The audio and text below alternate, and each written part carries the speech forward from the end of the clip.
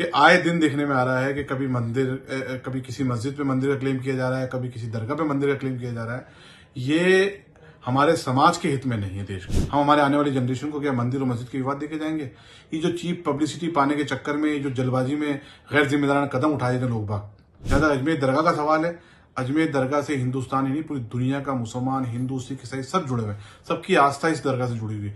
अजमेर का इतिहास 850 साल का इतिहास है। ये समाज को बांटने का काम किया गया है। आज मीडिया के माध्यम से हमें मालूम हुआ है कि हिंदू सेना के राष्ट्रीय अध्यक्ष ने जो दरगाह से संबंधित विवाद, एक सिविल वाद अजमेर न्यायालय में प्रस्तुत किया था, उस पर माननीय न्यायालय ने उसको एक्सेप्ट करते हुए सुनवाई हेतु निहित किया है और संबंधित पक्षकारों को नोटिस जारी किए गए हैं।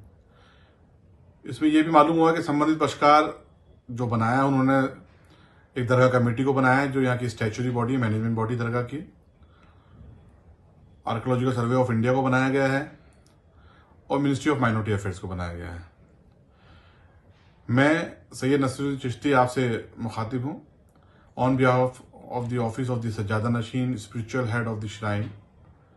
मैं यहाँ के जो सज्जादा नशीन है उनका जानशीन उत्तराधिकारी हूँ और खुद बाहैसियत गरीब नवाज का एक वंशज, उनकी औलाद हूँ। हमें इसमें पार्टी नहीं बनाया गया है, लेकिन फिर भी ये हमारे बुजुर्गों की दरगाह से जुड़ा हुआ मामला है। हमने पूरी तरीके से इस पर नज़र बनाई हुई है और हमारे वकीलों से हम लोग टच में हैं। हमारी कानूनी टीम जो बनी हुई है पूरी वकीलों की, उससे टच में हम लोग, उनसे रायशुमारी चल रही है। जो भी उनकी एडवाइस होगी उसके तहत ही हम कानूनी प्रक्रिया का उपयोग करेंगे और कानूनी कदम जो आगे हमें उठाना होगा उठाएंगे और पूरी मजबूती के साथ अगर हमें अपनी जरूरत पड़ी इसमें पक्ष रखने की तो हमारा पक्ष रखेंगे। देखिए, सीपीसी का प्रावधान है, न्यायालय में वाद प्रस्तुत किए जाते हैं और न्यायालय उचित समझता है तो उसको सुनवाई तो निहित भी करता है और पक्षकारों को नोटिस भी जारी होते हैं। न्यायालय में वाद प्रस्तुत भी होते हैं, न्यायालय में वाद खारिज भी होते हैं। एक ये न्यायिक प्रक्रिया है, लोग बाग किसी को भी न्यायालय में जाने का अधिकार है। एक ये बात डिफरेंट है, इस पर ज्यादा बोलना मेरा उचित नहीं है, लेकिन इससे हटके मैं अपनी बात रखना चाहूंगा कि जो एक नई परिपाटी देश में पैदा कर दी गई है, बनाई जा रही है, कि आए दिन देखने में आ रहा है कि कभी किसी मस्जिद पे मंदिर का क्लेम किया जा रहा है, कभी किसी दरगाह पे मंदिर का क्लेम किया जा रहा है। ये हमारे समाज के हित में नहीं है देश के, ये हमारे देश के हित में नहीं है। आज भारत ग्लोबल शक्ति बनने जा रहा है। हम कब तक मंदिर और मस्जिद के विवाद में उलझे रहेंगे? हम हमारे आने वाली जनरेशन को क्या मंदिर और मस्जिद के विवाद देके जाएंगे?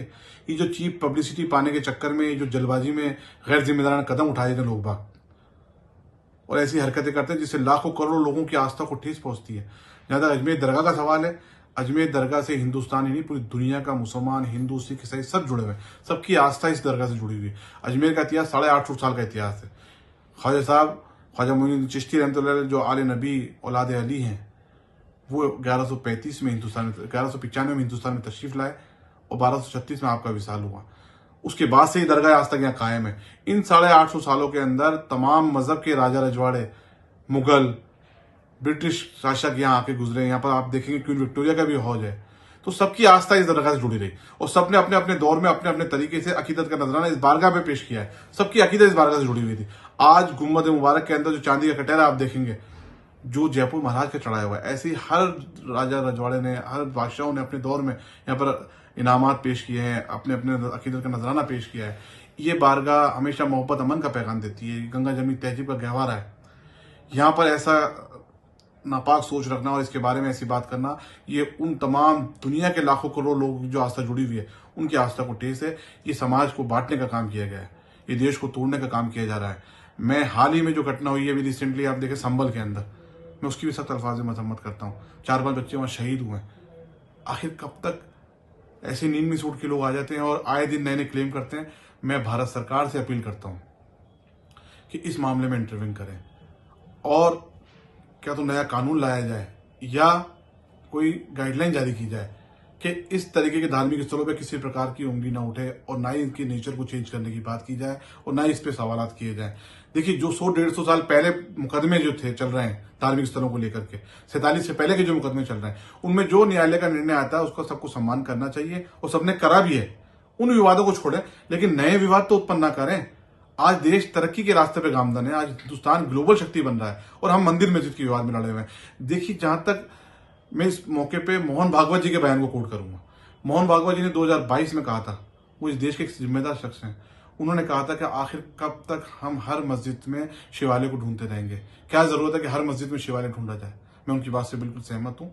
ये जो लोग ऐसी हरकतें कर रहे हैं चीप पब्लिसिटी के लिए, इससे हम तमाम देशवासियों को मजहब से ऊपर उठ करके ऐसे लोगों से सामना करने की जरूरत है, ऐसे लोगों का बाइकाट करने की जरूरत है।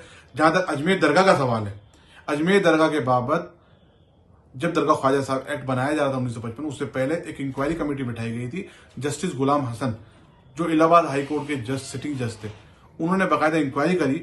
उसमें थॉरोली पूरी स्टडी की गई दरगाह की तमाम बिल्डिंग्स के बारे में, तमाम बिल्डिंग कब बनी, कौन सी इमारत कब तामीर हुई, कितना दरगाह का एरिया है, पूरी हिस्ट्री के बारे में पूरा चेकवार्ड हिस्ट्री डिस्कस की गई है। और कहीं से भी किसी भी धार्मिक इस दरगाह के अंदर मंदिर का या उसके अवशेष होने का जिक्र नहीं है।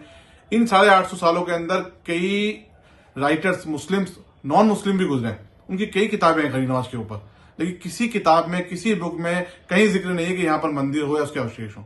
ये जो वादी हैं, इन्होंने जो दावा पेश किया है, ये सिर्फ 1910 में जो हरविलास शारदा जी की किताब है अजमेर हिस्टोरिकल एंड डिस्क्रिप्टिव, उसकी बुनियाद बना करके।